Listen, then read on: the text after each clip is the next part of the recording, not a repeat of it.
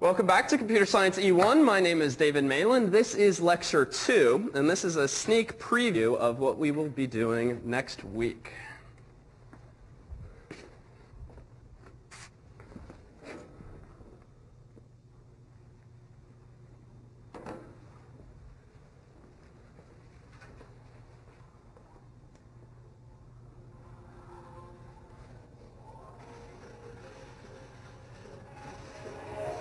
Bill Gates and Steve Jobs were never ordinary kids. Why only computer? Because they do what you want them to. And while they didn't know then, their paths would cross. There's something really going on out there in California. To change their lives and change the world. I don't even think anyone knows who we are. Good.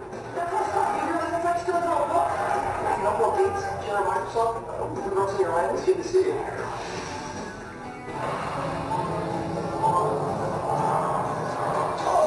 Okay, no. You just...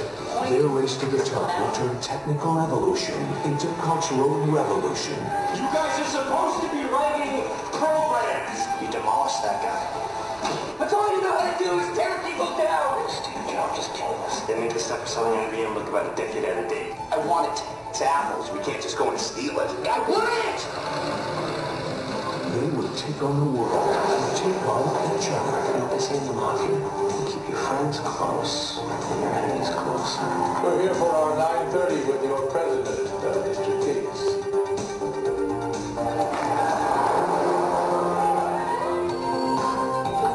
You better? Oh, yeah.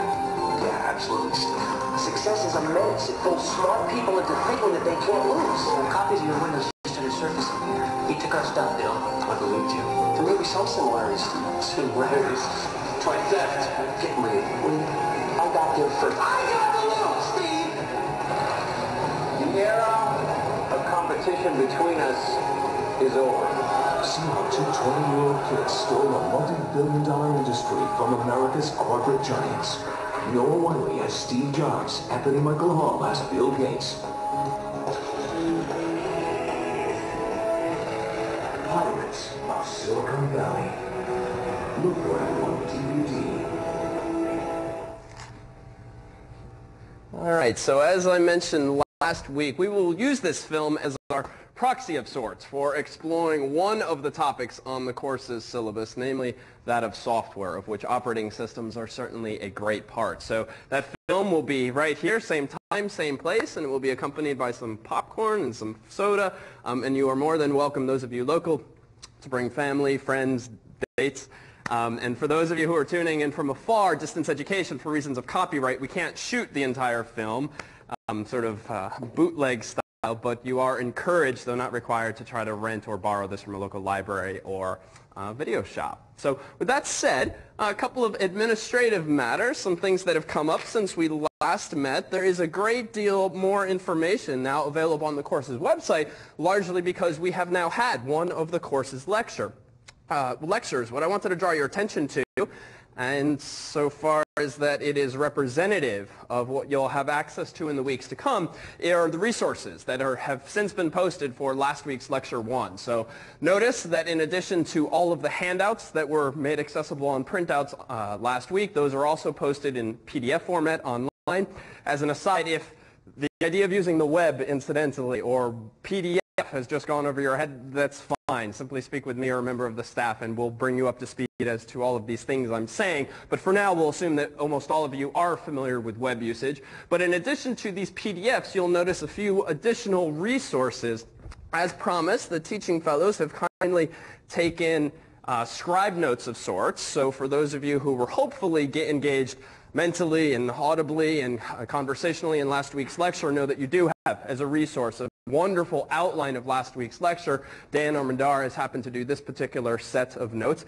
In addition, thanks to a woman who has been kind enough to offer her expertise on our behalf, Karen, Ray's wife, you can not only now watch the movie version of Computer Science E1, you can also read the 30-page book version. So this is a transcript that Karen put together of us, for us, of every word that apparently came out of my mouth last week.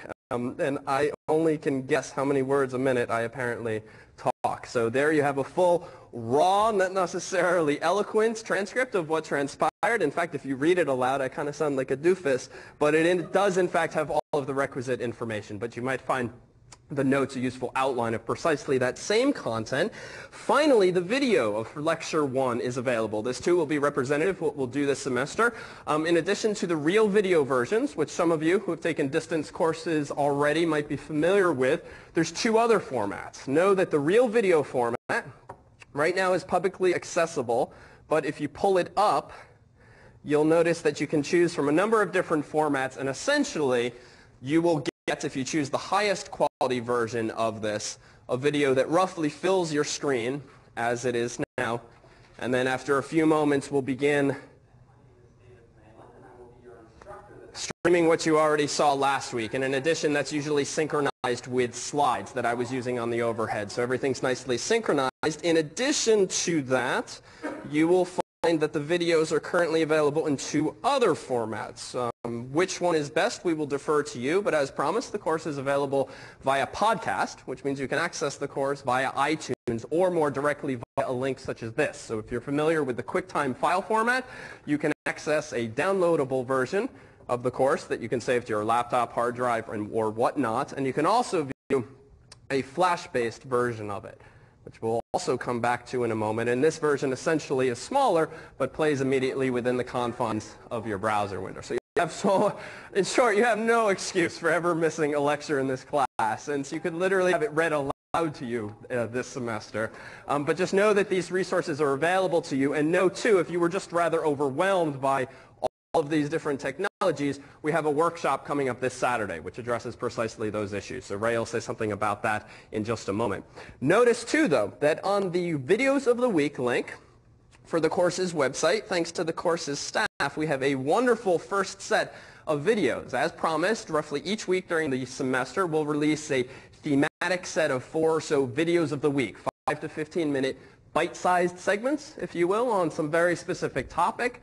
So what you have, for instance, here, if I choose one of the 4, and if, again, you choose the Flash version, and Flash is particularly well suited for relatively short videos where you don't mind watching it within your browser window, you will see, actually, you'll see a goofy guy come up here in a moment. We don't need more of him. Let's fast forward to the good stuff. So you'll see here Ray offering a 10 or so minute expose of upgrading a PC. And the other videos that are now available include adding RAM to your computer, changing your BIOS settings, and finally dissecting a PC. So you'll see similar sets of videos like that released in the future as well. And if that weren't already enough, mind you, this is just ways to access last week's material. What you'll notice is that via the podcast link on the course's website, this simply provides you with another means of accessing the same content, but just so that you've seen it before. If you decide to tinker on your own, what you'll see if you click the appropriately named link on the course's website's podcast page is that you'll see if you have iTunes on your computer, it will actually pull up the course via Apple's iTunes interface, etc. So no excuses really for missing any content in this course, and there will be additional content in the form of sections and some workshops and so forth, so it's all there. With that said, are there any questions? Now that we've so lowered the bar to accessing the course's information. No? All right. We got that down. Notes, transcripts. Okay, one other thing, and it's been great. I spent this past weekend answering 10 or so not dumb questions that arrived digitally. So you'll notice on the left-hand side of the website, in addition to having this link to the Not Dumb Questions website, we are also now currently listing the most recent 10 questions that have been asked. And if you just click on one of those links, you'll see what answer has been posted in response to that. Finally, problem set 1 has been released tonight. So you should see a handout among others tonight that has lots of 0s and 1s on it. That is the course's first problem set. It is due a couple weeks from now on October 11th. And as per the directions atop that problem set, you can either submit it on paper right before class begins that Wednesday, or what we would encourage and will ultimately expect as we progress in the course, that you'll submit it electronically, essentially by typing up your answers in Microsoft Word or some similar format, and then just shy of the deadline, you would be expected to go to the course website's Dropboxes page, accessible via the alphabetical links at left, and if you follow the on-screen directions, you'll simply upload your file to the website where the teaching fellows will then have access to it. Sections and workshops. Final two announcements before the new juicy stuff. Tonight begins the first of the class's sections. These are smaller, more intimate classes led by the course's teaching fellows, usually more hands-on, more practical, whereas lectures are obviously more conceptual and more verbal. They begin tonight, as Ray announced over email. If you didn't see it, if you chose Wednesday section as your first preference last week, guess what? You won Wednesday section. Everyone got their top choice, and if you chose Saturday as your top choice, you have been assigned to the Saturday section. You'll probably find that Wednesday is a bit larger than Saturdays if you ultimately want to tweak or find yourself wanting more attention, but they do begin tonight. So come 7:35 p.m., if you would like to follow one or more of the teaching fellows to the computer lab downstairs, tonight is the night, if you're in the Wednesday section, where you will take a PC, like the one I had up here last week, and not we, but you will actually get your hands dirty pulling things out and hopefully putting them back in eventually, but also walking through things on a verbal tour of sorts with all of the teaching fellows by your side. Saturday will repeat that same process, and in fact Saturday we have one other option, which is the optional workshop. The first one is entitled Using a PC on the course's website. This too is optional, but this one in particular is really catered to the neophytes in the class, those of you with a little hesitation as to all the magic I was just discussing up here, or if you're a little uneasy with using it. In fact, let me allow Ray to give a quick pitch as to what you'll do in this one. So even if you feel like you're comfortable using a PC and going through the course's website, I do recommend coming anyway, because we'll lay down a framework and a vocabulary upon which we'll build for the rest of the semester. All right, excellent. That's it for announcements. So any questions from you? The Saturday section will be at where? The Saturday section will be in this building in the basement, Science Center B09. It's the PC computer lab there, as will the Wednesday section. And I'm sorry? The workshop on Saturday is at 3 p.m. At 3 p.m. And for your reference, all this information is always posted on the website if you ever miss an announcement. Anything else? All right, so here's a doozy of a question. What did we do last week? What did you learn last week? I'll take anything. All right, binary code. All right, binary's already been said. Binary code we learned. So binary is the language that computers speak, made up of zeros and ones, fundamental building blocks for everything we did then. All right, what else did we do last week? Okay, so we took apart the inside of a CPU. I'll be a little more precise. We took apart the inside of a computer, because recall that the CPU was just that piece of ceramic with metal prongs, and that we did not physically expose, but typically people refer to a computer in desktop form as the CPU, even though, as you saw last week, that's only a smaller component of it, but sure, we did that. What else? Talked about hard drives, campus around. Okay, good. So we talked about hard drives and storage. And recall, we began the night by discussing how magnetic storage specifically works. So let's lead up from where we left off last time, which was with this discussion specifically. We said that there is in a typical computer sort of a pathway between a computer's CPU, which we just mentioned, and the CPU in layman's terms is the brain, and the processor, the brains of the computer, the thing that does all the thinking and the math. And we have the hard drive, which in layman's term does what for you? Storage, right? It's where you store your documents and your programs in such a way that if you pull the plug or shut down, everything still stays there. But we said in between these two things last week, and this was one of the notes we concluded on, you have this other type of memory. And this other type of memory is RAM. So why this duality of memories? What does RAM do, or what's it used for in contrast with a hard drive? RAM is temporary memory, so it's Good. that you save like something that you're working on, versus the hard drive has certain read-only functions that allow you, when you turn your computer on, for it to start up. Okay, good. So whereas RAM is used for temporal storage, data is only saved there temporarily, and essentially only when you're working on it, a hard drive, by contrast, is for long-term storage. And I would redact your comment about read-only, but I would say that the data that's stored on the hard drive is permanent. And by permanent, we mean when you turn the power off. You can certainly delete data, but it's not based on the computer being on. Yeah? When you turn off the computer, is the Good question. When you turn off your computer, is the RAM wiped clean? For all intents and purposes, yes. As soon as there is no longer a flow of electricity through the computer to maintain the zeros and ones that were tucked away in the RAM, yes, you lose them when the electricity goes off. So just to put this into context then, when you double-click a program on your computer, like Microsoft Word, in effect what is happening, this is cutting some of you off, you are double-clicking Microsoft Word.exe on your hard drive. In effect, the computer is then loading all of the zeros and ones that comprise that program, that is the zeros and ones that Microsoft put together in such a way that the end result is a nice word processing program. They're temporarily loaded into RAM.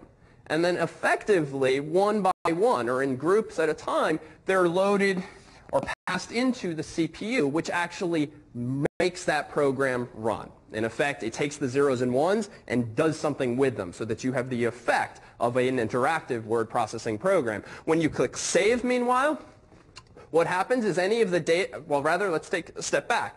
If you, with Microsoft Word, then open your resume, well, that permanently is stored on your hard drive, but if you're going to start working on it, it's in effect loaded into RAM, which is, again, temporal storage. And the moment you hit Control-S or go to the File menu and choose Save, that's when those zeros and ones that comprise your resume are copied back to the hard drive permanently. So ergo, consider the all too common, or at least familiar situation in which, for whatever reason, you haven't been saving a document during the hour or so that you've been working on it. Well, what happens if you lose power, or all of a sudden the computer crashes, or someone kicks out the cord?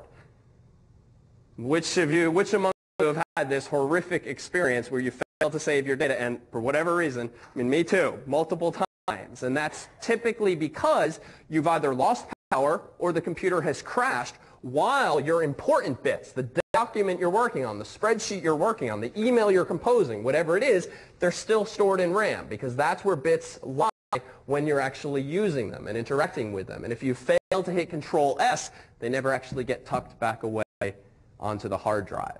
Now the number of hands that go up each year is steadily decreasing because companies like Microsoft are building in sort of dummy-proof features to things like Microsoft Word, whereby even though you might not proactively be saving your document every few minutes, a lot of programs these days are doing it for you. So that if you actually, how many of you, for instance, have had the experience of losing power, computer crashes, you know you haven't saved your document, and yet the next time you boot up your computer and load Microsoft Word, it actually gives you a little window and says, hey, do you want to recover this file or that file? Well, what is it doing?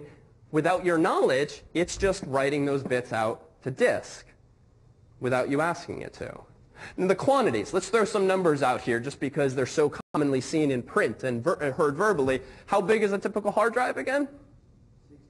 60 what?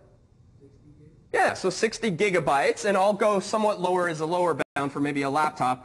20 gigabytes to maybe, I just the other day, as I think I said last week, bought a 400 gigabyte drive. A little trivia, how many cents per gigabyte did I propose you never pay more than? 35. Yeah, roughly 35 cents a gigabyte. You need not spend more than that for a hard drive such as the ones that look like this that we've been passing around. Simply because that's the price point these days. In fact, you can do as well as 24 cents a gigabyte. Now that might seem sort of like quibbling over nothing, 10 cents. Well, multiply this by, multiple gigabytes, and you're talking, $10 savings, $100 savings, depending on how big the drive is. Contrast this with RAM. How much RAM does a typical computer have? 512 megabytes. So 512 megabytes, and I'll go a little lower for a typical bound these days. 256 megabytes to maybe 1,024 megabytes, aka, what's 1,000 megabytes? 1 gigabyte. It's just the same thing as 1 gigabyte. And for instance, my computer, and I'll use my computer as sort of the extreme sometimes, not that I'm bragging since it's a silly sort of thing, but you can get computers with 2 gigabytes. Servers will tend to have 3, 4, maybe more gigabytes of memory these days. If your computer, by contrast, is still in the age of 64 megabytes, 128 megabytes, the requirements of today's software are steadily outstripping your computer's capabilities, simply because they're demanding more RAM than that. Let's put one other number on the board. If these are measured in size, how do you measure the performance or quality of a CPU typically? Yeah, and the speed of it is in megahertz, or more commonly these days, gigahertz. All right, so clearly there's a pattern here. Almost all the answers end in mega or giga so far tonight. So what's a common speed for a CPU? Wrong context. 400 RPMs refers to hard drives, not CPUs. So it is in megahertz, gigahertz. Just give me a number. I'll take 700 megahertz up to, who has the fastest computer in the room? That's not me. 3 gigahertz. 3 gigahertz computers. Good. So it might go up to 3 gigahertz. And those numbers, too, go up and up every year. Well, what does it mean to operate at 3 gigahertz? Well, sort of in layman's terms, that means the computer is capable of doing 3 billion things per second. A hertz means per second. So that's a lot of things per second. But one of the issues we'll explore tonight is that particularly when you're buying a computer or thinking about a computer, it doesn't necessarily suffice to just go and get a new CPU that's several hundred megahertz faster if the bottleneck in your computer is perhaps in one of these other devices. So when one talks about or considers upgrading his or her computer or buying a new computer, even though a lot of advertising sort of simplifies things these days and largely talks about computer speed in terms of the CPU speed, there's actually a lot of other numbers, none of them confusing, that actually are just as, if not more relevant as well. So we'll try to explore a couple of those tonight in the context, for instance, of maybe Dell.com or Apple.com, just to put it into real-world perspective. Well, this is a curious thing. 20 to 400 gigabytes, and yet no more than 2 gigabytes. If RAM is what you really need, because that's where your data is stored while you're using it, why do we see this disparity in terms of the size of your hard drive versus RAM?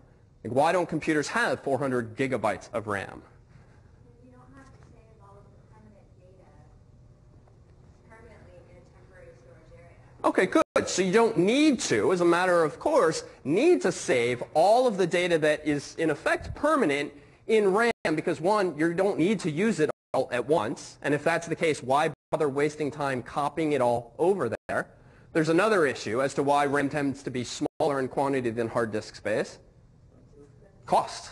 Cost is one of the most simplest but most obvious answers to these kinds of questions.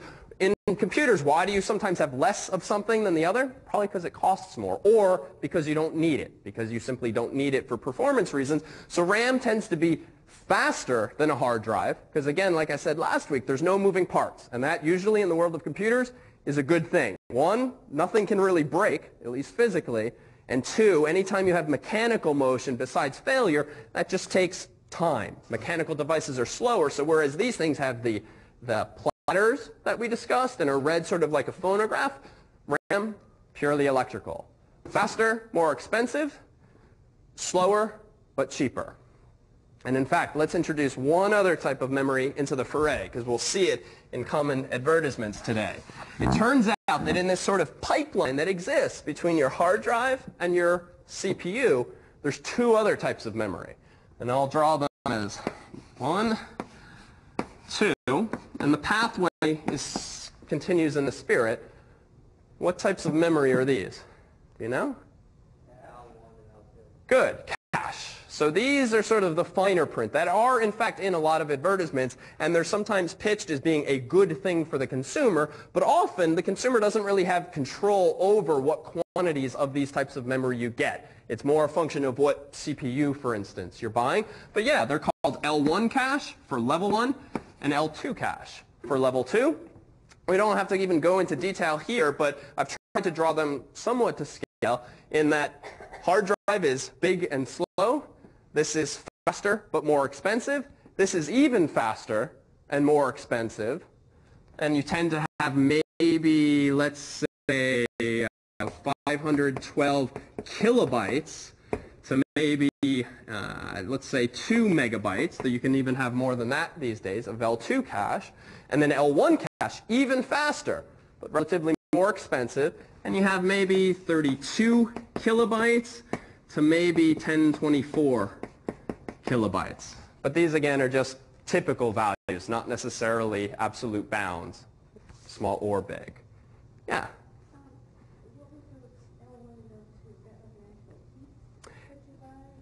It's a good question. In what physical form do they come? Usually in a form that you can't see. At least L1 cache is built into the CPU usually in a way that you can't physically see it. L2 cache often is built into the CPU in some way, though in some computers L2 cache will actually be on a separate card, similar to the RAM DIMMs that we passed around last week.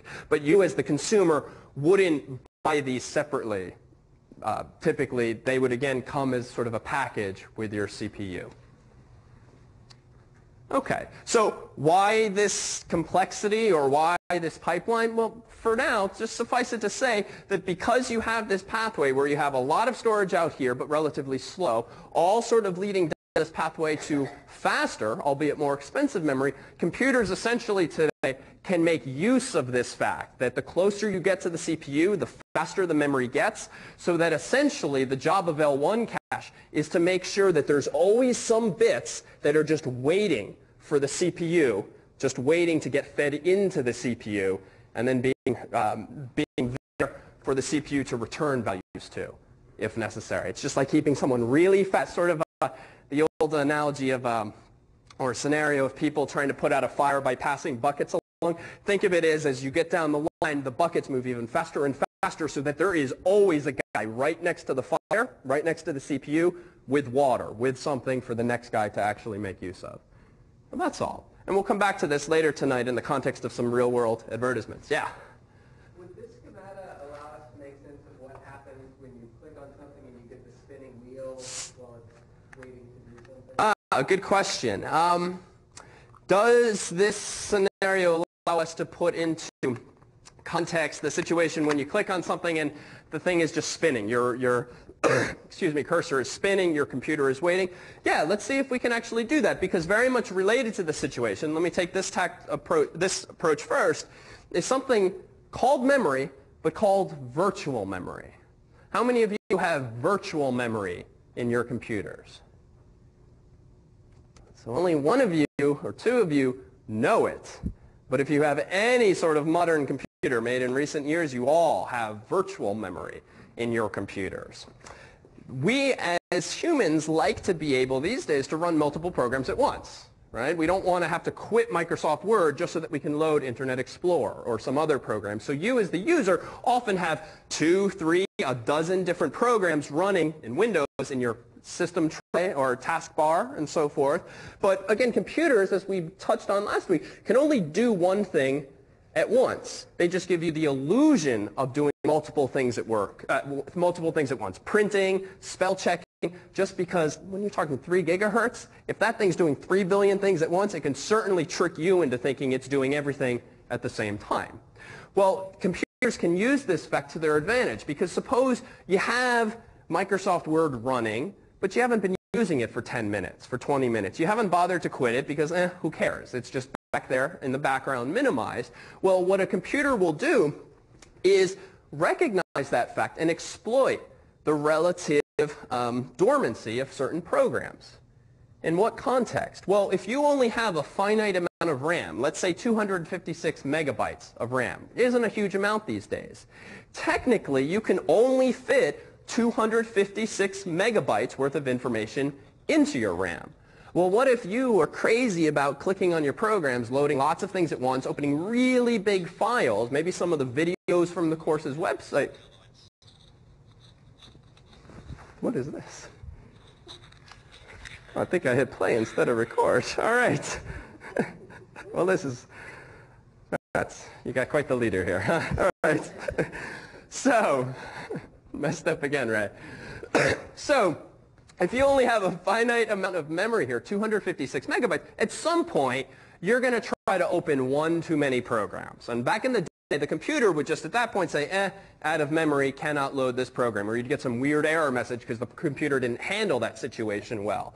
Well, contrast that with today. You're rarely, if ever, told, whoa, you're trying to do too many things at once, I won't let you. Rather, the computer tolerates your enthusiasm orgasm, but instead what you experience as a result when you try to do too many things at once. Slow down. Things slow down. And for instance, you might get a spinning icon more often than you might like. Well, one of the things that might be happening, certainly one of the things that we can discuss in this context, is that the computer at some point needs to make room in RAM for whatever it is that you have in the front of everything else. Because clearly you want to be using the one program that's foregrounded, whereas you might not care as much about the stuff that's in the background. So what a computer, Windows, Mac OS, will typically do these days is if it realizes, oh, he's not really using that program right now, unbeknownst to you, it will copy those zeros and ones that comprise that unused program back to the hard disk, not to their original location, but to some other area of the hard disk reserved by the operating system so as to free up some space here. And now your new program or your most popular program can actually make use of that information. But what did we say about hard drives vis-a-vis RAM in terms of, say, performance? Which is faster? So RAM is faster, but if you have this really fast piece of hardware constantly writing unused information here, but then, for instance, you hit Alt-Tab or you click the icon for that less used program, sometimes it takes forever for that thing to poke its way through your monitor. I mean, literally, you can't see something on the screen sometimes until finally things sort of piecemeal come to light in front of you. Well, what's happening is those bits are very relatively slowly being copied back into RAM, and meanwhile, someone else is being booted back to the hard drive in turn. And that is, dare say, one of the more common reasons that you would experience a slowdown, at least in the context of these different memories. And so if one discusses, for instance, upgrading his or her computer because it feels slow, often, but not always, that's a result of their needs or their expectations, frankly, just having risen over time, or equivalently, the expectations or needs of software that that person wants to use, such that if you want to do more things at once, or with the very latest and greatest versions of software, you need more of this if you want them to fit into your computer at once. And I would say that of all the upgrades you can give to your computer, or all the upgrades that I personally might consider for a computer, RAM is one of the few that tends to be worth it financially, especially when desktops these days are only, even good ones, $250, $300, and it might cost you $100 to buy a new hard drive or $50 or $100 to buy more RAM. A lot of times it's just better to donate that computer to someone else or hand it down to someone maybe younger in your family, as seems to be the case in my family, though starts here and goes to the rest of the family. If you do that, or rather, that tends to be more economical because you can get much bigger bang for your buck by just buying a new machine, but sometimes it's worthwhile to throw $50 at the problem, even $20 if you get a good deal with rebates these days, just to increase this. You will rarely, you should rarely be motivated in your computer to buy a new CPU or motherboard, because, if only because when you do that, you're effectively building a new computer anyway, since the more expensive parts tend to be here, and these parts these days tend to be relatively cheaper. But we'll explore some prices in just a bit. Okay, questions? Yeah? What about they have dual and quad CPUs nowadays? A wonderful question. The former is more popular increasingly right now. You'll read in print of Intel's Core Duo, or the Mac now has a line. The Mac already now uses Intel-based processors instead of the former PowerPC processors. All this means is that increasingly now the hardware inside your Mac and the hardware inside your PC are increasingly identical, at least in fundamental design. Well, the best CPUs, or even better rather CPUs today, even for consumer markets, are ones that are so-called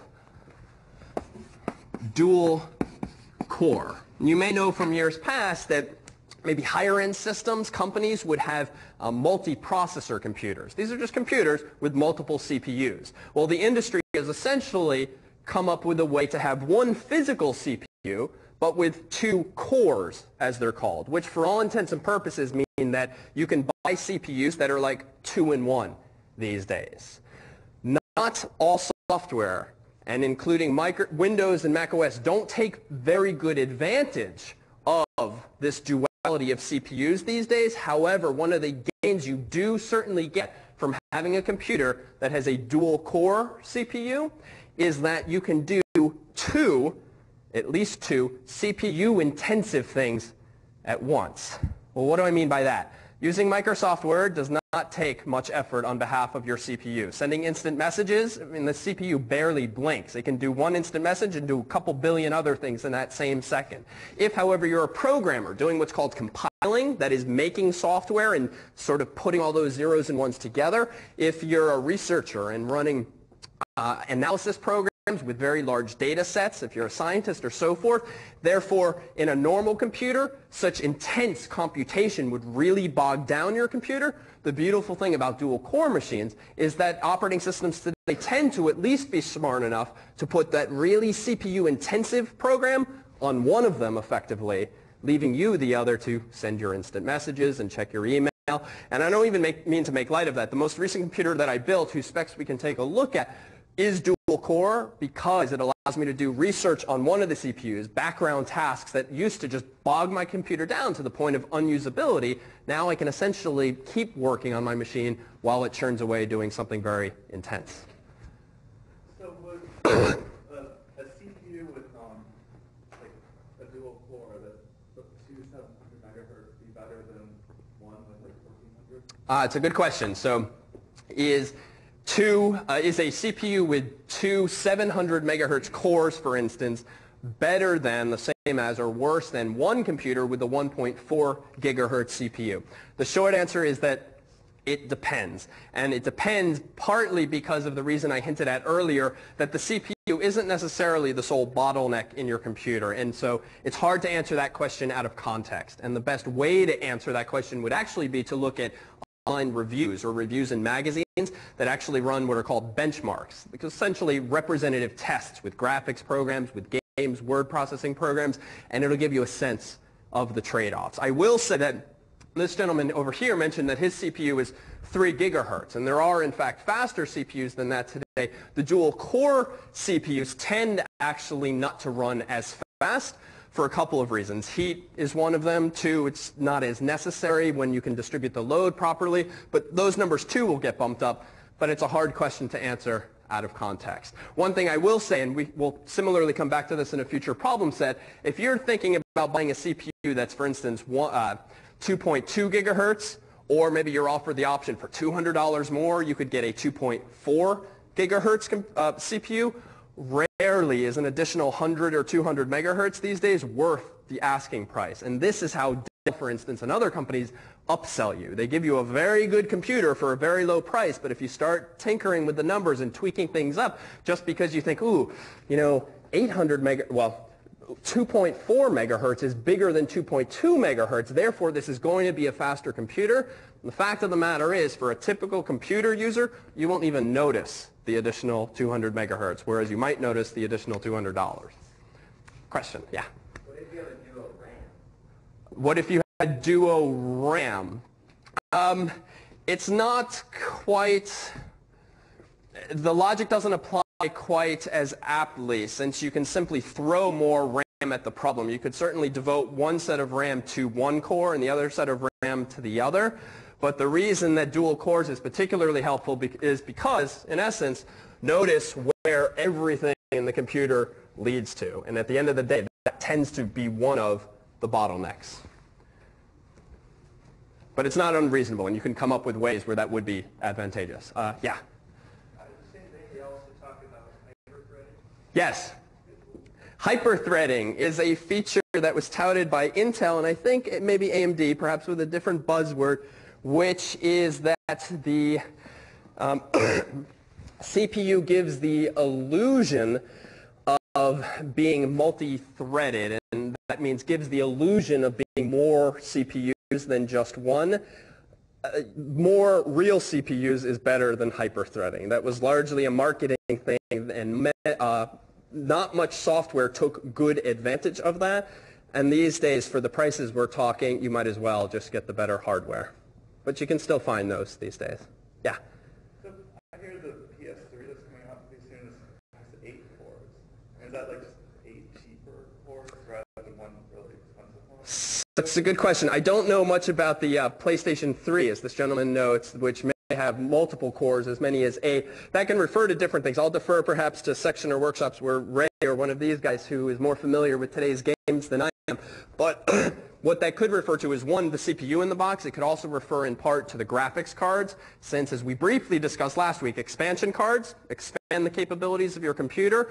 Well, a computer will usually have a video card, and those themselves these days often have CPUs themselves, so that all these crazy flashy and interactive video games that are so incredibly mathematically intense in order to generate the illusion of real-time video, I suspect that if it does have multiple cores, most of them are probably devoted to the graphics, but I can't really speak to specifics or what the specs would be right now. Other questions? So just to wrap this up, secondary storage, why is it called that? Secondary storage is everything in that direction. A hard drive is secondary storage. RAM, by contrast, is primary storage. You don't really hear people say primary storage, but you do hear people say secondary storage. So what also fits in this bucket of secondary storage is not just floppy drives or hard disks, but also CDs and DVDs. And actually, let me touch on one topic here, only because we have a little screenshot here of this issue of defragmentation. How many of you have defragmented your hard drive recently? Wow. And you do this because you pull up the program yourself, or you're prompted by the OS to yes or no? Do you want to defragment your hard drive? You do? Interesting. Okay. So defragmenting the hard drive essentially means the following. When you use your computer a lot over time, the computers these days on hard drives are smart enough to store your data in a non-contiguous manner. Well, what do I mean by that? Well, if we think of a hard drive or a floppy disk or other media, but really hard drives is where this is relevant, as just one platter, one of these disks that you probably saw last week, there's a whole bunch of magnetic particles on top of that thing. Let's just think of them now as zeros and ones. Well, if you have a resume, that might take up this many zeros and ones. And it might be here, here, here, here, and some pattern of zeros and ones. A megabyte's worth, 2 megabytes, a few kilobytes worth. Well, you'll also clearly have other files on the disk. Maybe here is another file. Maybe here constitutes another file. Maybe here constitutes another file. And let's just say, for argument's sake, that this is a file as well. And currently, then, let's suppose that the only free space on the hard disk is here and here. There are magnetic particles there, but they mean nothing right now. The computer's just not using them. Well, suppose that you try to save a document, or you download a file that, in an attempt to draw this roughly to scale, is maybe that big, which clearly doesn't fit there on the hard drive, clearly doesn't fit there, but for the sake of argument, let's say that if you chopped it up, this would fit there and this part would fit there. Well, computers today are smart enough to fragment files on your hard drive, such that the bits that comprise some file won't necessarily be right next to each other on the hard disk. In fact, they do very intelligent things these days, where you might have a file's bits spread out on the top platter, the middle platter, the bottom platter, and any other number of platters in between, all over the disk. It all boils down to how quickly this reading head can get access to those zeros and ones. But in spirit, it boils down to this issue. But here's the thing. If the computer is sort of forced to put part of your file here and part of your file here, thinking again about a hard drive like a sort of very fast and expensive record player, what do you think the implications are for performance? In theory, it should slow things down if it has to get bits from here, from here, from here, and then reassemble them in RAM as just one entity. So I've talked with a few people, computer science type people, about this issue, and the consensus among researchers that I know is that in modern computers, defragmenting your hard drive probably tends to have relatively little value these days, especially for particularly large hard disks, and given the speed that some of today's drives operate. We've not bothered to verify this empirically, but I will say rather comfortably that the industry's approach, or IT people's suggestion all too often to defragment your hard drive, the benefits of that are probably overstated. And just to put it into perspective, though maybe I'm the only one who's wrong, I've never once bothered defragmenting my hard drive in the past 10 years. And I suspect that even though you'll get pictures like this that suggest, wow, That's a lot of fragmentation. And this picture just means each color, think of it as representing a different file. So the more scattered things are, the more fragmented it is. These days, certainly as a human, manipulating the size files we're talking about, you probably wouldn't even notice. But heck, if you want to prove us wrong and run some experiments, by all means, it's not a hard problem to actually analyze. But I wouldn't put so much attention, dare say, on the process of defragmenting your hard drive. Usually there are many other factors that would slow down your computer in a noticeable way that's not fundamental to what the OS is doing. More likely it has to do with what you're doing, frankly, and what you're installing or what has been installed unbeknownst to you, for instance, spyware. And that's a topic we'll come back to in later weeks. Questions? Oh, you know, you let me get away with one thing. I said, hey, how many of you have virtual memory? And I said, you all do. And then I never told you what it was. So what was virtual memory precisely? Well, virtual memory was simply the use of hard disk space as though it were RAM. So I forgot to actually slap a label on it when we were having this discussion, but anytime you're copying a program or a file from RAM back to your hard drive, your operating system's doing that for you, it's using what's effectively called virtual memory. And this is a process that is managed behind the scenes, or should be left to the judgment of Windows and Mac OS. This is not really a parameter that you as a user need to even worry about. You can just take it on faith that it's doing it for you. Years ago, you would buy special software to do this for you, but no longer. Okay, any questions? If you use power for virtual memory, does the virtual memory stay there now because it's on the hard drive? Good question. So if you lose power and some data has been tucked away in your hard drive in its virtual memory, do you lose the data? Most likely, yes, only because I suspect that the operating systems don't handle that scenario particularly well unless you put your computer into hibernate mode. I mean, in fact, have any of you put your laptops or desktops into the so-called hibernate mode? Yes? No? What does that mean then? What have you been doing? You've been doing it, so clearly there's a reason. Why do you put a computer in hibernate mode? What? Saves electricity, sure, but so does turning it off. So why not shut down as opposed to hibernate? Okay, so one is just convenience. When you put a computer into hibernate mode, and not all computers can do this, but if you go to your start menu, go to shutdown, or even Mac OS might have this these days, you might have restart, shutdown, and also hibernate, or even standby, which is different still. Hibernate typically takes the contents of your RAM, copies it all to your hard drive, and then puts your computer into a very low power state. The goal being you need relatively little power then to keep the computer in that state because all the important stuff is over here. And when that little progress bar starts moving across the screen, when you've woken the thing up from hibernation, still takes a few seconds, maybe a minute, but that effectively is the process of those same former contents of RAM being put back in RAM. But while it's hibernating, the computer's not bothering to spend electricity maintaining the zeros and ones here. Standby mode, by contrast, take a guess what that does. Pretty much keeps, yeah, everything where it is in a lower power state. So, right, the screen turns off, the drives turn off usually, but stuff pretty much stays in RAM. And so if you just put your laptop, it's useful for laptops. In standby mode, you can throw the lid up, hit a key, and pretty much be up and running much more quickly. But you're spending more electricity. And if I leave, for instance, my laptop unplugged in standby mode in my bag for a few hours, it'll often be dead by the time I pull it out because it is using electricity. Yeah? So bad and pop back up and all your icons are bigger and it's telling you that Yes. Safe mode, which is a largely Windows term, but there are equivalents in other operating systems, essentially means that the computer has booted up without loading most everything you've installed on it. Specifically, it tends not to load what are called drivers. And you'll see this implicitly in next week's videos. But long story short, for now, when you attach a new piece of hardware to your computer, you're usually prompted these days, right? It might say, oh, detected new hardware, your hardware is ready to use. But sometimes it says, oh, detected new hardware, what does it then tell you to do? You have to install what's called a driver. So for tonight's purposes, suffice it to say that a driver is just a piece of software that teaches your computer how to speak with some brand new piece of hardware.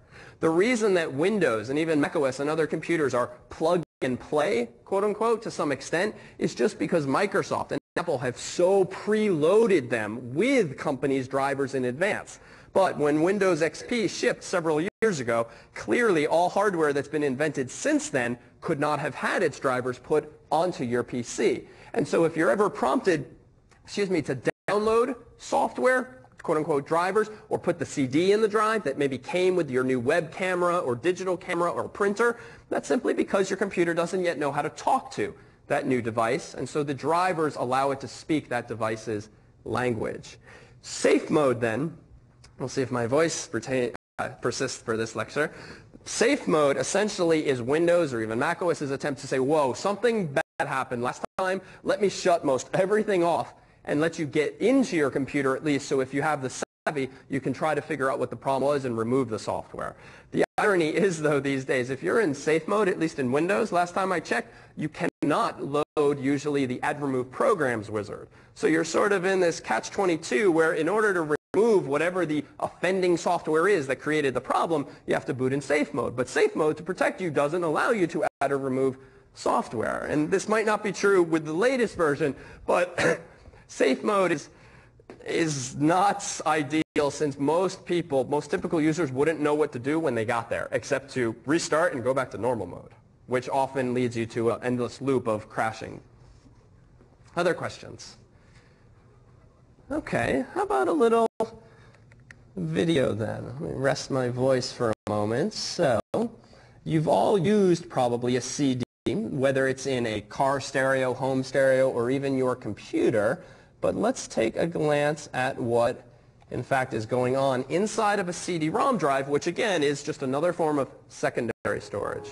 How can a CD-ROM disk hold so much more than a conventional disk? The CD drive reads data with a beam of light so narrow that the information can be squeezed together much tighter. You see, a laser diode creates this concentrated beam of light. The light travels through a prism. Then, through a lens and magnetic coil that focus the beam even more. On the underside of the compact disc itself are millions of tiny bumps called pits. That's right, the bumps are called pits. The same surface has smooth areas called lands. These pits and lands are translated into the binary language of bits and bytes used by the computers. Okay, so we started that without much of a context, but all of you have probably used either music CDs or CD-ROMs. How much data do these things tend to hold these days? 700 megabytes. Yeah, so a typical CD-ROM disk that you might buy when you get Microsoft Word, or you might get when you buy a new printer or digital camera. A CD tends to have maybe 650 to 700 megabytes worth of data, or at least no more than that. If you buy a CD in the store to make your own CDs, these aren't called CD-ROMs, but they're rather called CD-Rs. So you can even buy these in CDS these days. That's how sort of common this kind of technology has gotten. CD-ROM, ROM, we saw that last week actually. It means what? Not random, read-only memory. So this is why if you buy a music CD or you buy Microsoft Office on CD, you can't delete data from that CD because it's read-only. And as that video started to hint at, a CD essentially has these things called pits and lands, sort of little holes or bumps that have been bored out of the film, a layer of film or metal that's behind the plastic that effectively allows you to represent zeros, maybe with a pit, or ones with a LAN, or vice versa, or some similar encoding scheme. If you touch the bottom of a CD, you're not actually touching the zeros and ones themselves. On the bottom of a CD is simply plastic. And so in fact, you can actually damage some CDs more, at least CDRs, not by so much messing up this side, but sometimes even messing up this side, the label side, depending on how they're manufactured, for the following reason. Those things called CDRs that you might buy in CVS are roughly the same size, usually, as a CD-ROM can be, but what does the -R mean? It means it's writable, but... right, so the R stands for recordable. So it's recordable in the sense that it's writable, but writable would be a W, and they wanted to go with R. So CDR is a recordable disk, but you can only write to it once. How do you write to a CD? Depends on the computer. Sometimes these days it's as easy as dragging files to the CD drive, maybe in My Computer or the equivalent, and then choosing some Write Files menu option. Or you can use special software that might come with your computer, NeuroVision for instance, or software you might buy. But in short, they're recordable. Contrast these with the next progression, which were RW. Now it's more obvious. What's the RW? Rewritable. These things you can write to multiple times, a finite number of times, but they tend to be somewhat more expensive than -Rs. Some CD drives to this day can't read CD-RWs as well as they can, or at all, versus CDRs. So these days, frankly, I would go so far as to say that most people, if they want to burn CDs, storage is so cheap, you know, a penny per disc, a couple pennies per disc, that who cares about being able to read-write? If you need to read-write, throw the old one in the trash and just write a new one. Frankly, that is what tends to happen, but it tends to be better for compatibility anyway. CDRs, you can store computer data on it, but you can also store, as many of you have already, what else can you put on CDRs? Music. And so when you buy a CDR in CVS, it might say roughly 650 megabytes, maybe 700 megabytes, or it'll say it in minutes, and a CDR holds how many minutes worth of data? Yeah, like usually 74, 80 minutes worth of data, or of music, equivalently. Now contrast this with something very similar in appearance, but different in nature, namely DVD-ROMs. How much space does a DVD offer versus a CD? Good. So, a few too many of you, I feel sad. We have a yellow sheet circulating tonight again. So maybe 4.7 gigabytes. There are different types of DVDs these days, single layer, dual layer. Essentially that refers to storing data essentially at one angle versus another. In fact, just random trivia, do any of you have a home theater DVD player such that when you watch a rented movie, usually about halfway during the movie, there's a slight jerkiness to it, where it'll pause ever so briefly and then transition? You might not have even noticed this, but what that's usually the result of is DVD players changing the alignment of the laser to read one layer of the disc, and then it takes a split second to switch the lens so that it's reading another layer. And it's really annoying, and there's no reason technologically this could not be avoided, but I'm sure it's a reason of cost more than anything. In any case, there exist DVD-Rs, and this world is a disaster. There exists DVD plus Rs, there exists DVD minus RWs, I think, and then plus RWs. It's a nightmare, honestly. And even I have never perfectly sorted out some of the differences. Essentially, they refer to different standards. Think of it somewhat in spirits of the whole Blu-ray fiasco and the different DVD competing formats for movies. My own sort of research into the matter has usually suggested that if you're going to burn a DVD, typically, and someone can debate me on this or show better evidence that I will happily adhere to, that these tend to be the most compatible. So if you want to burn DVDs for people to play either in their home theater systems or in their computer, this tends to be the best standard to go with. But I say that with a bit of hesitation. Honestly, it's a disaster that there was not one specific standard agreed upon. That said, why don't we take a 5-minute break and then we'll resume.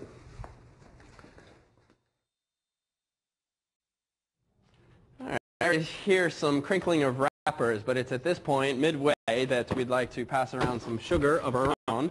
So hopefully quite appropriately, we bought a bunch of Smarties here. So if you'd like to pass these around, do help yourself. I hope, but can't promise, they'll make their way all the way to the back. I also meant to mention earlier in our discussion of problem set 1 the following. As part of our experimentation with podcasting in the course and our affiliation with Apple in doing so, Apple was kind enough to offer us this iPod t-shirt and also this iPod Shuffle. So what we will be doing with problem set 1, which again was just distributed tonight, this we will not be passing around quite yet tonight, but rather among all of you who submit problem set 1, whether you're local or distant, among all of you who submit problem set 1 and achieve a score of 75% or higher, you will automatically be entered into a raffle of sorts, whereby the staff and I will randomly choose from that subset of people 2 individuals randomly to walk home the lucky winners of the t-shirt and the iPod, and will be announced a few days, a week or so after problem set 1 is submitted. So if you didn't already have incentive enough to do problem set 1, by all means do so. If you're non-credit, you are certainly welcome to partake in this as well, but the bar would be set the same place for you. You would still have to submit problem set 1. We'll grade it, albeit unofficially, but so long as you hit the 75% or higher, you'll be automatically entered into this contest.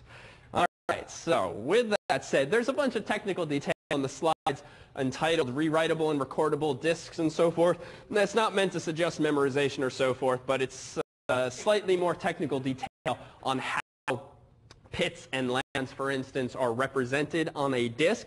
But just to recap, you have two types of optical media, as it's referred to. Optical just meaning that it's read with light, that is lasers. The form factor of CDs and DVDs is exactly the same, but clearly there's a disparity in how much data these seemingly identical disks can actually store. Now, to the extent that the video you saw is accurate, and it is, in that data is stored as zeros and ones, as pits and lands, essentially holes and bumps etched into the CDs and DVDs, how is it that with the same size disk, you can store so much more information on a DVD, do you think? DVDs are multi-layer. Okay, so you have this issue of multi-layer, whereby with some clever light tricks, you're able to store one level of data and access it by a certain angling of the light, and then you can get a different set of data just by a different angling of the light. How that is unimportant for now, but that's one way. Yeah? Okay, so you could use different wavelengths or frequencies of light. What translate that into more real terms?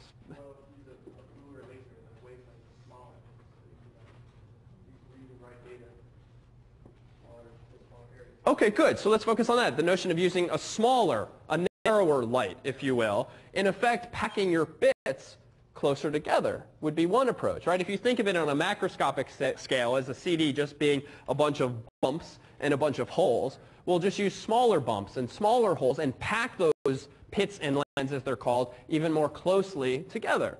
That, too, might be another obvious way. And so the lesson here, too, is both of those are very valid reasons. Multiple layers, just packing things more closely, making things smaller. But there's not a lot of magic to a lot of this stuff we'll discuss in this course. And if you simply apply, as we just briefly did, just a bit of common sense, put on the proverbial engineering hat, a lot of the basic questions here you can hopefully begin to sort of answer for yourself just by conjecture, knowing some of these basics. Let's take a slightly more detailed look at that same drive. Patterns of pits and lands are laid out on a continuous spiral.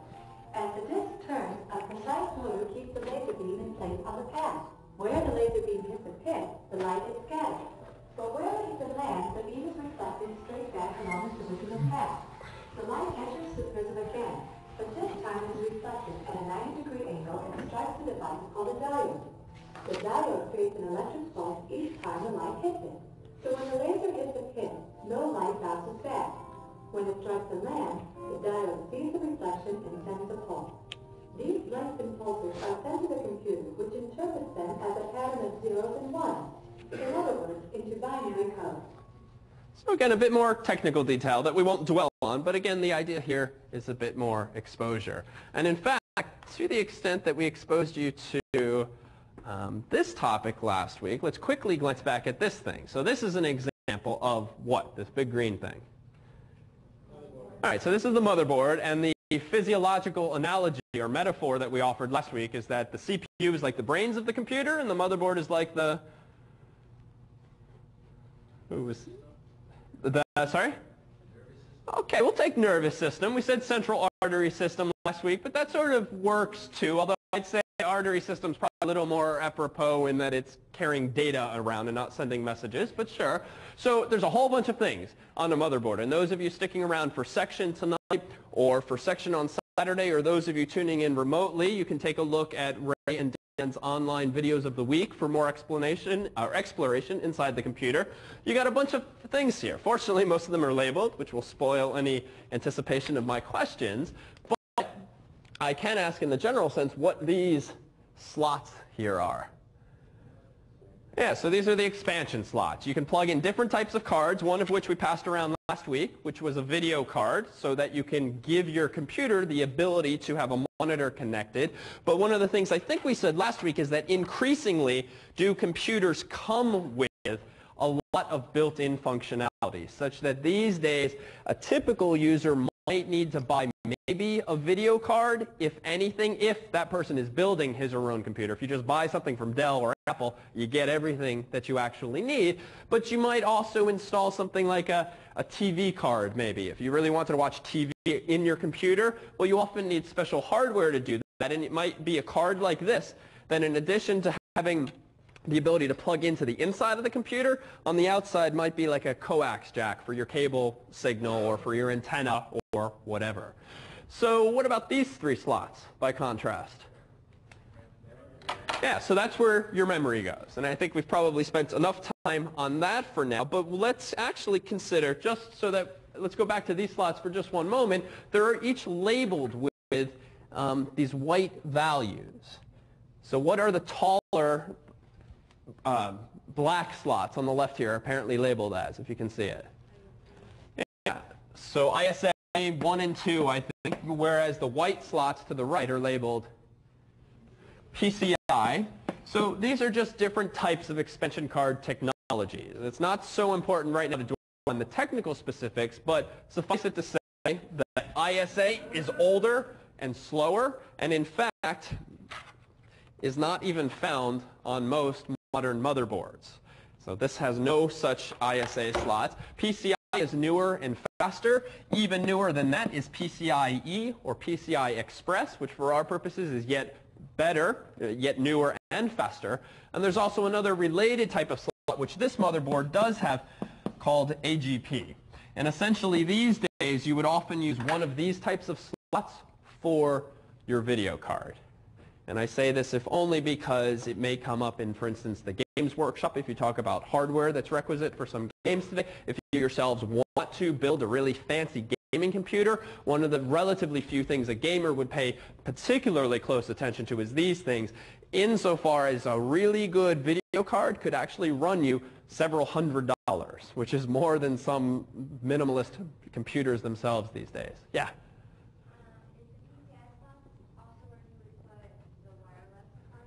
Good question. Are the PCI slots where you might put a wireless card? Yes. If you wanted to put if you wanted to make your desktop computer wireless, you could buy a so-called wireless card. It would look similar in spirit to this thing, but it would give you the capability of wireless access. And yeah, most likely these days it would go in a PCI slot. And in this particular motherboard, which I think was from a Pentium 2, maybe 3, the AGP slot here looks similar in color to the ISA slots, but it is where this computer's video card would have gone. But for now, let's dwell finally on these things, which we can't really see. Right? How many of you did take up that challenge of going home and pulling out someone else's computer cables? Anyone? No. It's always, yes? Okay, excellent. And how's the computer this week? Oh, they are. See, that's the thing. Color coding and proper shapes make this a fairly easy task. In fact, let's try to paint by numbers or shapes here. What is this representative of on the back of your computer? That's good. So we even had a whole video on that last week. So yeah, that's just the power connector. Here you have an excerpt from that very motherboard from a different angle. The things on the top, on the far left, two circles. What do you plug into those? Yeah, keyboard and mouse usually, though decreasingly so these days. Those circles are examples of PS2 connectors, PS2 ports. This just refers to a relatively older technology now via which you connect your keyboard or your mouse. Contrast this with the newer type of slot that you also connect keyboards and mice to now, which are which in the picture? Yeah, the so-called USB ports, which are the ones immediately to the right of these circles. So this computer has two USB slots, as you might call them, or USB ports. USB, as is often going to be the case in our discussions, newer and faster, and it's not restricted to keyboards and mice. In fact, for a while while, lots of new computers, Pentium 3s in particular, were shipping with USB ports, but they were still shipping with PS2 mice and keyboard ports. And most PCs do still come with these as well, though you don't have to use them. And it was sort of a silly scenario since relatively few devices existed beyond keyboards and mice that could plug into USB. And it was a really stupid advancement in that light, in that you don't need a faster technology for human keystrokes and human mouse movements, right? A computer is doing billions of things at a time. Your hand's not moving that fast. You don't need a particularly fast technology. But these days, many devices use USB. It stands for Universal Serial Bus, which just implies, in effect, you can put anything on this thing, and you can have multiple devices. In fact, even though this computer only has 2 USB ports, you can get what's called a USB hub, which is just a little cheap plastic device with some circuitry inside that lets you connect into one of those slots, and then it gives you 4 new ones, or maybe 8 new ones. What kinds of devices connect to USB these days? Okay, so MP3 players like iPods and so forth. Cameras, digital cameras. Printers. Memory sticks. Memory sticks would be memory card readers, I would say, because the sticks go into the readers. But yeah, so I'll put that into the cameras, readers. Okay, PDAs. My handwriting's just didn't. Okay, here we go. All right. PDAs, hard drives, cell phones, zip drives. Okay, so I think we're getting the point. So most anything you can think of can plug into the USB port these days. A lot of new hardware. I would say the most common ones these days would certainly be iPods and the equivalents, printers, digital cameras, and these days also external hard drives. So even though we talked about hard drives as being these internal, ugly things that you plug inside of a computer, and in section and in the online videos of the week, you'll see a bit more of this in detail, you can actually buy external hard drives these days, which are wonderful for backups. And we won't spend any time on this right now, but if there's one thing I can preach only from personal experience is that backups, as you yourselves may have realized, are a good thing. And even though I actually don't think there's very good user-friendly backup software on the market to this day, at least software that I find sufficiently mindless that it's worth doing, at least buying a $50, $100 external USB drive that you just connect with a cable that fits into a slot like that and just lets you drag files from your computer to like your D drive, which it would be called, or to another icon on your desktop, at least do something like that. And a lot of people do this to store their music and so forth, so as to connect it to multiple computers if they wish. But let's finish this up. What's about? Let's go bottom right. These little holes. Easy one. Good. Speakers, microphone, and also audio in, whatever that means for your purposes. These two tend to be color-coded, but often a good trick is just to plug your speakers into each of them and see which is the right one. Though they are typically labeled, but they all look the same. What about this long trapezoidal one here? Good. This is the parallel port. It's not found on Macs. It is still found on a lot of PCs. It is where you used to connect your printer and your scanner, usually. It is largely deprecated these days. Only older printers tend to use this. These days, most new printers will use USB, certainly for consumers. There's a couple other ports, similarly having fallen into disuse. These guys here are actually, this is probably supposed to represent the VGA port, no, or a serial port. It's unclear. We'll say serial. So these two are examples of serial ports or gaming ports where you might connect a joystick or a modem in yesteryear. They too have largely fallen into disuse. USB is a nice thing in that it is universal in the sense that it supplanted a lot of these older, slower pieces of hardware. And eventually, I'm sure a lot of that stuff will go away. There's another type of port that's not on this board. Those of you who might have a digital camera or an external hard drive use another type of port. Okay. S-video, DVI, and FireWire. I'll take FireWire for the moment. So FireWire is essentially, it's again similar in spirit to something like USB in that its purpose is just to allow you to transmit data from A and B. It's not necessarily as flexible as USB, but FireWire is typically used these days for really high performance devices, stuff where you really want data quickly. For those of you who have nice digital cameras with hundreds of photos you might have taken, the faster you can get those off the camera and onto your computer, the better. So typically getting a camera that supports FireWire is a good thing because it in turn tends to be faster than any of the types of buses we've discussed up here thus far. And it comes in two different flavors. USB, rather FireWire 400, 800. Start thinking like an engineer. Which one's better?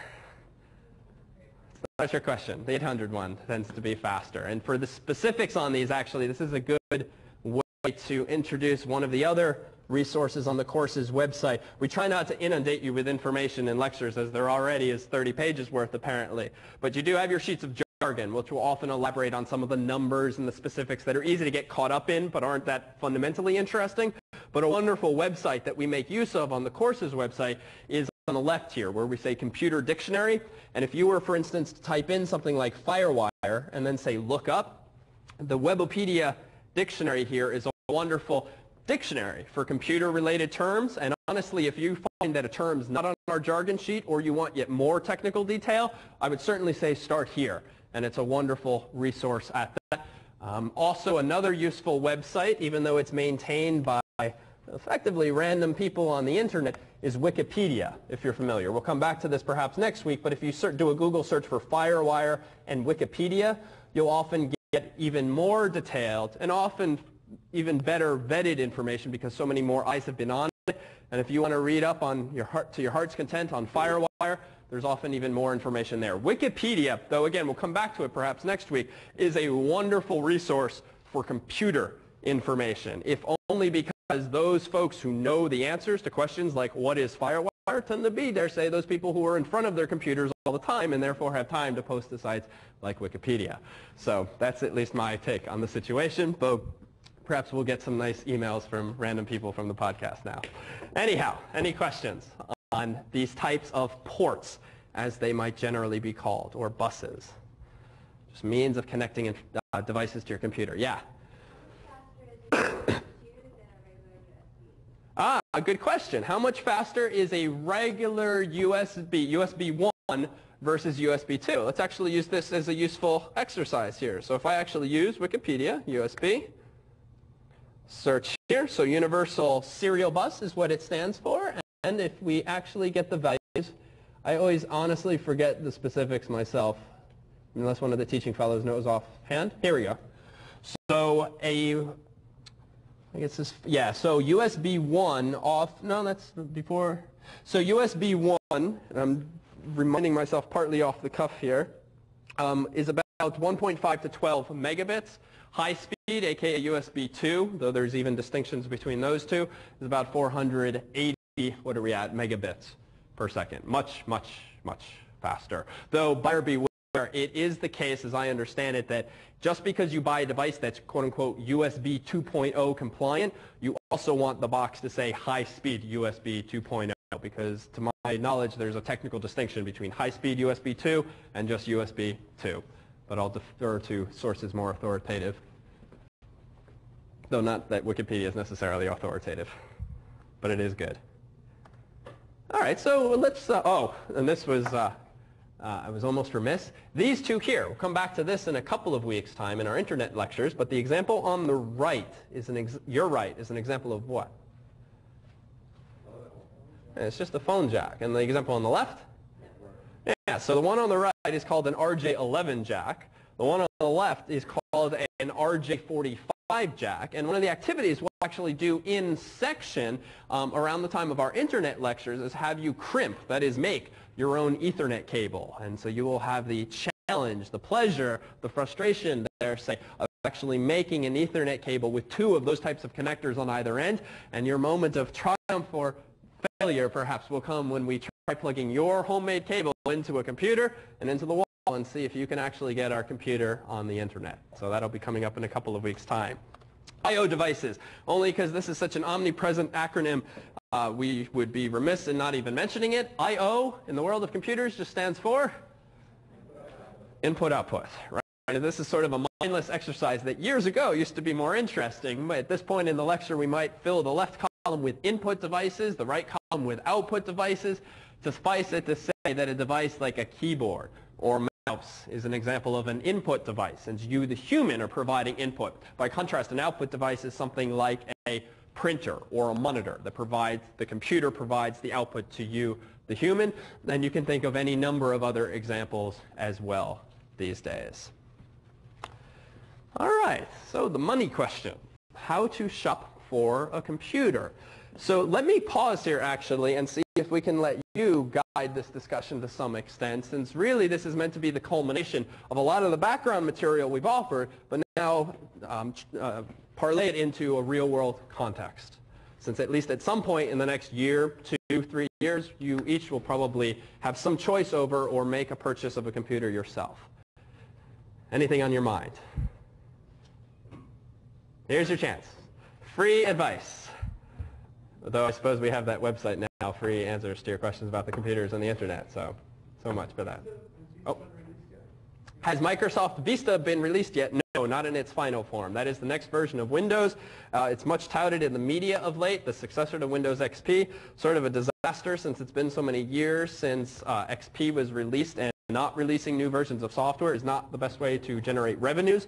It's also unclear to outsiders exactly what the value add in terms of functionality will be of the new OS. I would dare say that some of it is perhaps in greater stability, though anytime you overhaul an operating system, you're going to introduce other bugs and other security holes. A lot of it, I suspect, will boil down to user interface, flashier colors, translucent screens, and so forth, and I'm sure there will be some very real-world technical gains to it, but when it is released, I think is somewhat still up in the air since the release date keeps slipping. Are you not going to be the first early adopter? No, I am quite content with Windows XP after 4 or 5 years of updates that have made it a fairly stable operating system now. Yes? You hear a lot of general talk about Apple being more stable than IBM, less viruses and such. Why is that? Discuss. Okay, so Mac OS, is it more stable? Is it more secure than Windows? Numerically, Mac OS probably remains more secure to this day in the sense that relatively many fewer exploits, that is, viruses and worms and spyware, has been discovered or have taken advantage of that. Part of that is perhaps a function of how well designed the operating system is. Part of that is perhaps a function of how popular the operating system is. And it was actually interesting recently when John Hodgman, if you're familiar with the comedian who does those PC versus Mac commercials that are in vogue right now, he plays the PC guy. For the very first time, to my knowledge, Apple started advertising themselves as more secure. And they did not do this for long, even though people in the public would certainly point to Mac OS as being more secure. This is sort of a religious debate that even we have over in the CS department. And frankly, I'm never convinced by any of those on the side of Unix and Linux and Mac OS that Mac OS and the like are better fundamentally than Windows. We are talking about huge pieces of software these days. And even though to some extent Windows might not have been as well designed, it's also not as clear because it's not open source. So I will sort of stand by the sidelines and say that I actually find the debate in real term to be useful because, yes, if you buy a Mac, you are probably more likely to be safe against various threats and exploits that a lot of PC users suffer. I am not comfortable saying that that's because the operating system is necessarily better just yet, though I'm sure you can find many hundreds of people to argue that perspective. It boils down to this. I frankly, to this day, use a PC and Windows, not necessarily because I love it, but because it's convenient to use what most everyone else uses. And I actually find it to be faster for a lot of my purposes than Mac OS. I also have never been infected with a virus or worm in many years. So it is clearly possible running Windows to practice safe computing and not get yourself infected, to be honest. Typical users, this is harder certainly, and perhaps being a student of computer science, you have a bit of an advantage of avoiding the bad stuff. But I would say for a typical person or for someone who's buying a computer for their parent, it is perhaps better just to go with something like Mac OS because there's just fewer attacks on it. With that said, and the last comment on Mac OS versus Windows, for many years I think Mac OS was touted as simpler and as easier to use. I would actually argue, since I just got my first Mac, I grew up on Macs and ditched them in 1997 and just this year got a Mac Mini again. I do claim, and I think that Mac OS is just as complicated and as poorly laid out as Windows is to these days. So frankly, I like neither. I don't know where that leaves me though. I won't even say that Linux or Unix is even better. I think most of them have not been designed with proper user interface involved. Whew, good question. I don't even remember what the question was now. Got my soapbox there. Yeah? What's the state of the meter if they have emulators for Macintosh without Windows software? I heard there was new ones coming out that were faster. Yeah, so that's a really good point in that Mac OS, for instance, supports software, and I've not used it myself, but called Parallels. And Dan can perhaps correct me on anything I say technically wrong here since he's our Mac guru.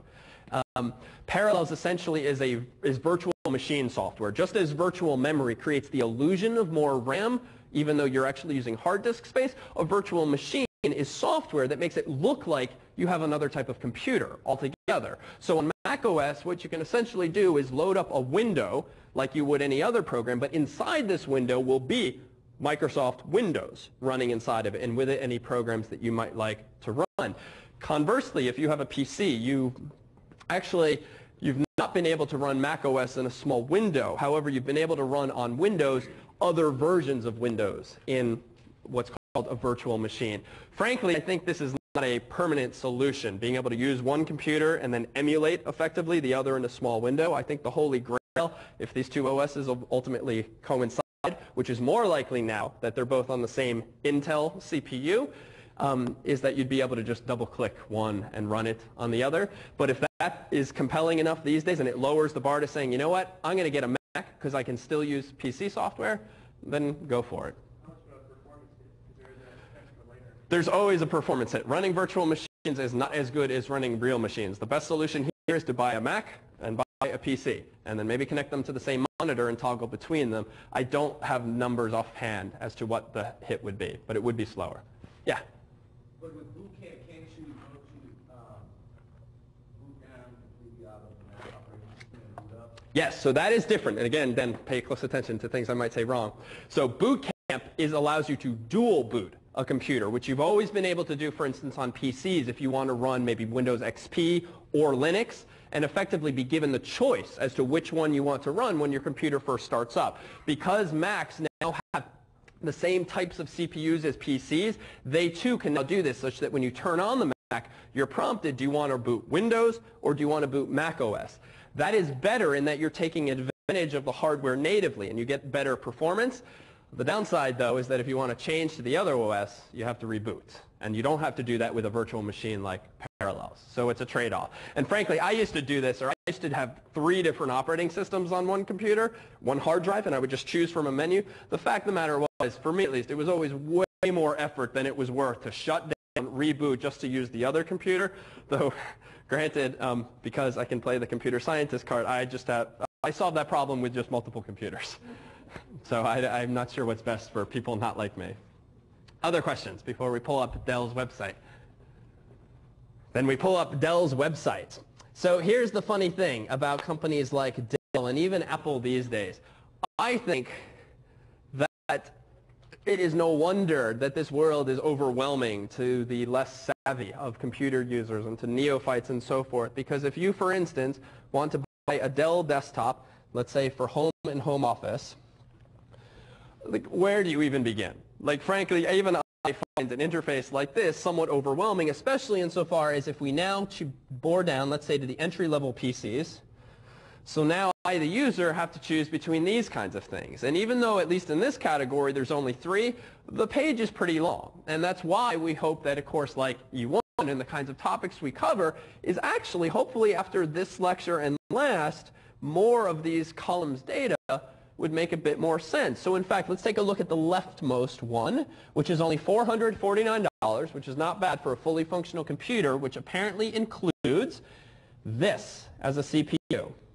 So it's the Intel Celeron processor, which is just sort of a cheaper Pentium 4 these days, but most users would not notice the performance difference. It's more of a marketing thing. How fast is it, if you can see the small print? Yeah, so 2.53 gigahertz, that's plenty fast. Again, for a typical user, quibbling over 2.5 or 2.6, 2.7, you're not really going to feel. It's going to come with Windows XP. What about this? How much RAM does it have? Excuse me, 512 megabytes. So that's not bad, but there is where Dell and companies like them start to try to work you on the upsell. 512 is not bad. 1024, 2048 is better. And I'm sure if we add this to our shopping cart and start tweaking these values, we very quickly move away from the 449. But again, not a bad machine. Certainly if you're only checking email, browsing the web, writing essays, this is more than enough. Because frankly, you could have done all of that 6 years ago for 3 times the price, but with much slower hardware, admittedly. What about the hard drive? How big's the hard drive? Yeah, so 160 gigabytes. That might sound big. I mean, how many of you have a hard drive that is that big or bigger? So relatively few. So that is to say, assuming most of you have computers, it sounds like most of your hard drives are smaller than 160. And I would go so far as to say that these days for desktops, 160s, quite small, actually. Again, buy for $80 a 400 gigabyte hard drive. That's not so much money these days when you're talking for that much amount of storage. Here's a question then. What, for a desktop? Laptop hard drives tend to be more expensive per gigabyte. So when I've quoted these prices, it's usually for desktops. And usually for laptops, you won't get as large hard drives for reasons of speed, cost, performance, heat, and so forth. Well, here's a question. Clearly, we have a room full of people who are perfectly content, dare say, with their sub 160 gigabyte hard drives. Why are there all these people in the world that need 400 gigabyte hard drives? Yeah. Okay, true. So it goes without saying that they need it for storage. But why? Wherein lie the increasing demands? New software. No longer is Microsoft Word 5.1a on Macintosh 7.0 came on 4 floppy disks, as I recall. This was 10, 15 years ago. 4 floppy disks. How big is a floppy disk? 1.44 megabytes. Okay. Microsoft Office these days comes on CDs, maybe even a DVD now. So certainly increasing software needs drive this to some extent. What's even more demanding than software, perhaps? Perfect. So things like photos, videos these days, iPods and cameras driving that, or music, certainly. All of these things just start to take up space. Let's just put it into perspective, but we'll come back to this in our multimedia lecture. How big is a typical MP3? An MP3 is just a very popular format for sound files, popularized perhaps by Napster and those kinds of programs years ago. An MP3 constitutes one song, usually 3 minutes, 6 minutes. How big is a typical MP3? So 3 megabytes, maybe 6 megabytes. So usually in that range, I would say 2 to 6 megabytes. It depends on how you encode it. But think of that. These days, years ago, you could fit a whole program like Microsoft Word on 4 floppies. These days, you can't even fit one song on one floppy. And that just gives you a taste of the sort of increasing storage needs that arise, and especially when, what about backups? If you want to maintain backups, you effectively need what? Twice as much space. And that too is sort of a driving need, perhaps, for some of these needs. So a whole slew of reasons. And so it is not unreasonable for these numbers to be increasing steadily as they are. What about this? What kind of optical media does this have? I know the print is small, unfortunately. Yeah, so a CD, DVD burner, and is it the plus or the minus flavor? Yeah, so this is the nice thing. So even though there are all different types of media, particularly for DVDs, fortunately the industry has solved the hardware problem by making devices that do everything. Play CD minus Rs, play DVD minus Rs, plus Rs, RWs, minus RWs. How much would such a drive cost? If you wanted to buy a CD, DVD, RWR drive today and pop it in your computer so that you can burn CDs and DVDs, what would you pay? Okay, I heard, how much? 100? 200. Do I hear 300? How about 20 bucks? 20 bucks, maybe 30 bucks. In fact, just to put some of these numbers into perspective, one of the machines that I bought in pieces recently, in a good way, piece by piece for research purposes, was from a website called Newegg. So actually, if you want random, off-the-cuff, completely subjective advice, a wonderful website for buying computer hardware, if you're buying it piecemeal, not whole systems, would be Newegg. You have very good, very competitive prices, and their shipping time is remarkable. This is sort of one of the places that your geekiest of friends probably do their computer shopping from. With that said, this is the purchase order from the machine we built for my research group. And again, the print's a little small here, and this, mind you, was a computer that we built from scratch. We did not go to Dell, we didn't go to Apple and say, give us model foo. We instead bought every individual piece, and this is actually something that you'll discuss in perhaps the workshop on building a PC in the course. So just to pull a few excerpts out, how about, well, this. How much does a floppy drive cost these days? Apparently $6, $5.99. Let's fast forward to my NEC drive. This is, how much was this? Careful, what's the left column mean? Quantity 2, so it was about $35 at the time. More recently, they have dropped to about $20. And again, here's some off-the-cuff, unsolicited, completely subjective advice.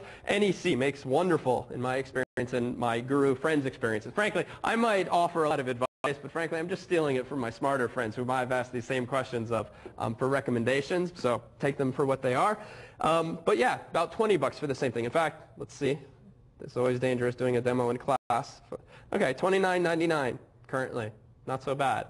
How about the CPU that is in this research machine?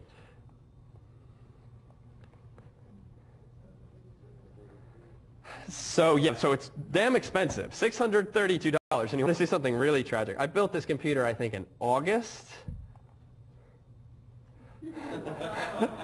It breaks my heart. Yes, that's what my face looked like at the time, too. So anyhow, $632 at the time, 2-3 months later, $280. This is the way things work. This is also a function of this having been almost a top-of-the-line CPU, which this is one of these do as I say, not as I do. It is usually not necessary or wise or financially appropriate for a typical user. And by that I mean someone with very normal needs, web browsing, essays, that sort of stuff, not research-type work. You're always overpaying for the highest end model of computer equipment. You'll pay $100 more, $200 more, and you probably won't, as a human, even appreciate the gain. So what we did in this case was buy the CPU that was, I think, just 1 tick shy of the top of the line. Had we gone 2 ticks down, which for a typical user would not have made a difference in terms of performance. For some of the research stuff we do, it would, but we would have saved $300 2 months ago had we gone with a more reasonable consumer line CPU. But how fast is this thing?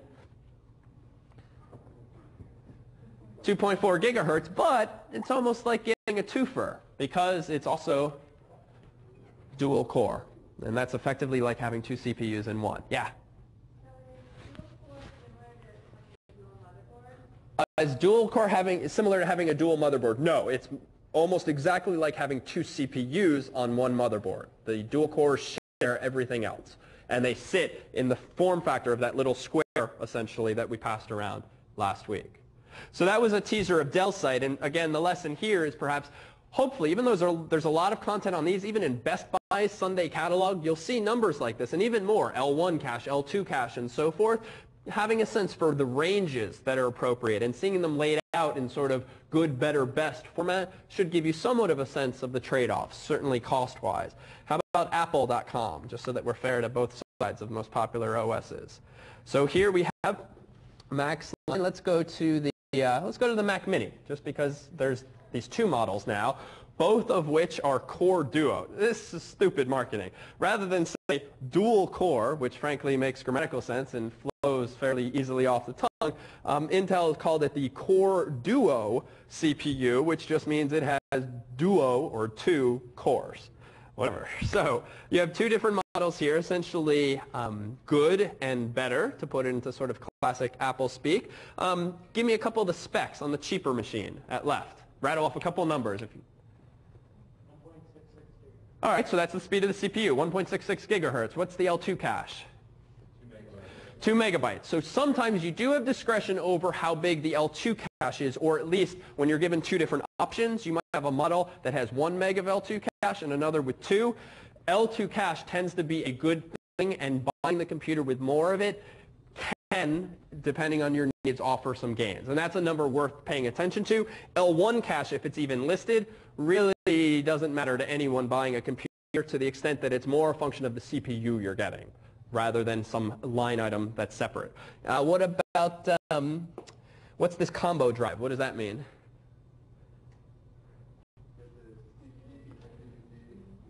Yep, combo drive is just a nice user-friendly way of saying it does everything. CDs, DVDs. This time they don't say plus Rs, but it might if we looked very closely. I'd be surprised if they were not sort of functional with it. Oh, actually it's not.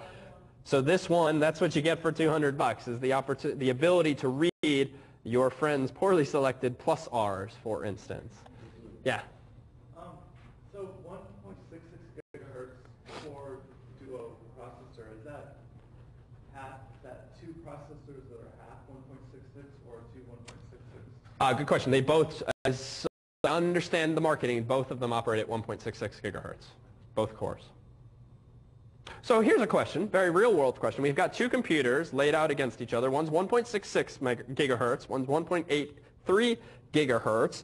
They are identical except for the hard drives. How big is one? 60 versus 80. All right, and what else is different? Well, the combo drive is a little fancier. It's dual layer, which means you can store yet more data. That's sort of trendier. So the sort of $200 question is, which one do you get? Well, what thoughts might go through your mind? Well, there's things you don't really need. Like what? What don't you need?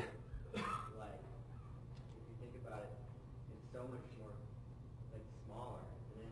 One on the left, bigger on the right. Physically, they're probably identical in size. So it's, what's that? Right, that's probably the most important question. What are you going to do with this computer? And honestly, this is a hard decision because at least, you know, not to say money is no object, but when you're only talking $200 and you feel like, well, I could get the good one or I can get the best one, it's sort of an emotional decision, perhaps more than a technical one to make. So what are you going to use it for? I would actually say if your needs are to plop a computer on your desk and use it for email, web browsing, word processing, save yourself the $200 and go with the one at the left. The only thing that might be compelling to go with the faster one isn't so much for the CPU speed. Maybe it's for the DVD, but that's only if you have a very clear vision as to why you would want the fancier optical drive.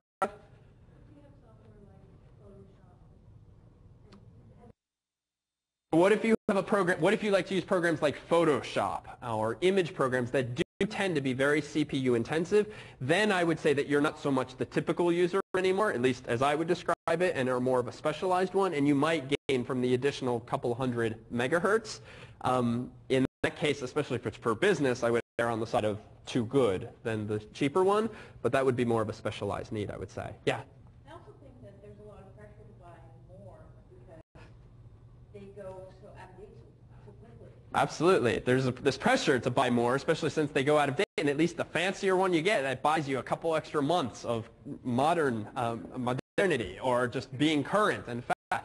And it's hard, right? It's no accident that there's no clear decision, right? We're not talking about the one that's awful versus the one that's good. We're talking about a very small marginal difference. And one metric that I would say might be relevant to a typical user would be the hard disk space. But again, do you really want to pay $200 for an additional 20 megabytes? When by contrast, this is a desktop computer by design, if you're going to put it on your desktop, for $80, you could buy a 400 gigabyte drive, buy a $20 enclosure, as it's called, which is just a metal or plastic box with a power supply to it, connect it via USB or FireWire, and bam, you just now spent $100 instead of $200, and you got 400 gigabytes rather than 20 more gigabytes. So at least having exposure to the different trade-offs hopefully can be of help. So the history of computers, and this is a whirlwind tour, is sort of beyond the scope of what we aspire to do, since we try to teach you more of what's current so that when you exit the course, your knowledge is at least good for a couple of months, though technically last week's information is already out of date. Just a few screenshots that I'll defer to the footnotes for your own edification if you're interested. This is one of the first computers. This, I believe, is the Mark I, which should still be on display in the Harvard Science Center, actually in this building down the hall. So actually, if you want a neat sort of relevant lecture, walk down the hallway and you'll see this computer, which was built in 1943 or thereabouts. What you'll see here, and we'll come back to this issue in our programming lecture, is an example of the first bug. So a bug generally refers to a mistake in a program, something that's erroneous going on. Well, back in the day, the 40s, the first bug, the first problem with, I think, the vacuum tubes in the computer or whatnot was, in fact, a bug, which is here on the woman's lab notes with the bug taped to it. But what we'll focus on next week is what began really in the 1970s. And this is the device, the Altair 8800 that you'll see in the film Pirates of Silicon Valley, that got Bill Gates and Paul Allen so terribly excited, if only because initially there was no way or no easy way to program this box. This, in effect, was a very simple computer, but there was no obvious way of how to make it do things, even though it was capable of doing things. Well, this here, Paul Allen and Bill Gates from the 70s or thereabouts, this is perhaps their rivals, at least for marketing, from a marketing perspective, but you also see more personal interconnections in the film, Steve Wozniak and Steve Jobs, at least the latter of whom you're probably very familiar with.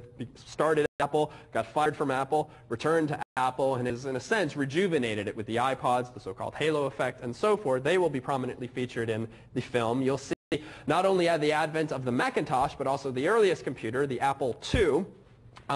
The first most popular desktop program that actually propelled the Apple platform to popularity was something called VisiCalc. Essentially, the very first version of a spreadsheet program was one of the programs that really helped marshal in the personal computer era, certainly in the world of business. And simply moving from paper pencil ledgers to something electronic was a huge and compelling gain. Fast forward to the 80s, when even you might have had these green screen computers, might have played old-fashioned games this way. You didn't use floppy disks in the current sense. You used 5 1/4, literally, floppy disks that held a few kilobytes, a few hundred kilobytes of information. And in 1984 was the Macintosh's release. During the Super Bowl of 1984, Apple aired a commercial that only aired once at the time, and it was to usher in the introduction of the Macintosh. This too will be featured in next week's film. This is a somewhat doctored version. You'll notice that even though this film was from 1984, somehow or other the woman featured in it has an iPod on her belt. It was re-released years later, but it only aired once during the Super Bowl, and we'll leave you with this teaser for next week.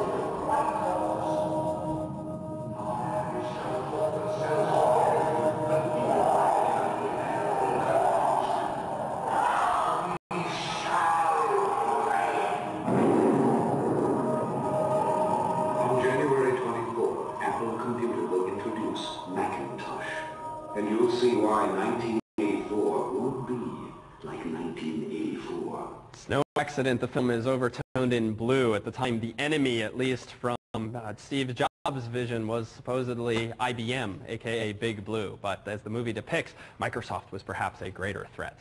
So with that cliffhanger, we'll see you next week.